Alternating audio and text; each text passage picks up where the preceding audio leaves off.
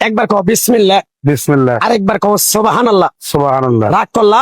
না, কবিরাজ সেজে ভাইরাল ব্যক্তি আসলে পেশাদার অভিনেতা।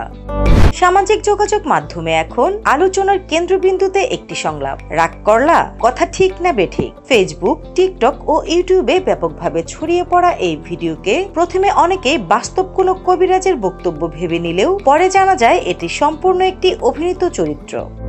ভাইরাল হওয়া এই চরিত্রে অভিনয় করেছেন ইমান আলী। তিনি কোনো বাস্তব কবিরাজ নন, বরং একজন পেশাদার কন্টেন্ট অভিনেতা। লালমনিরহাট থেকে প্রায় 2 দশক আগে গাজীপুরে এসে বসবাস শুরু করেন তিনি এবং বর্তমানে সেখানেই থাকেন। জানা যায় ছোটবেলা থেকেই অভিনয়ের প্রতি আগ্রহী ইমান আলী ডিজিটাল প্ল্যাটফর্মে নিয়মিত কন্টেন্ট তৈরি করে আসছেন। সম্প্রতি একটি ফেসবুক ও ইউটিউব ভিডিওতে কবিরাজ চরিত্রে তার অভিনয় মুহূর্তেই দর্শকদের দৃষ্টি কাড়ে।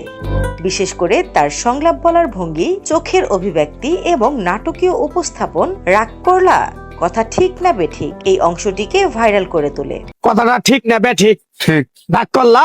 না। ভিডিওটি প্রকাশের অল্প সময়ের মধ্যে লাখ লাখ ভিউ পায় এবং সামাজিক যোগাযোগ মাধ্যমে ছড়িয়ে পড়ে ব্যাপকভাবে। অনেক কন্টেন্ট ক্রিয়েটর ও সাধারণ ব্যবহারকারীরাও এখন এই সংলাপ ব্যবহার করে নতুন ভিডিও তৈরি করছেন।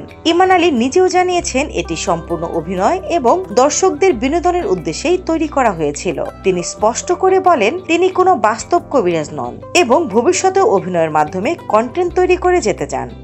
স্থানীয় বাসিন্দাদের ভাষ্য অনুযায়ী দীর্ঘদিন ধরে অভিনয়ের সঙ্গে যুক্ত থাকলেও এই একটি সংলাপই তাকে রাতারাতি দেশজুড়ে পরিচিত করে তুলেছে।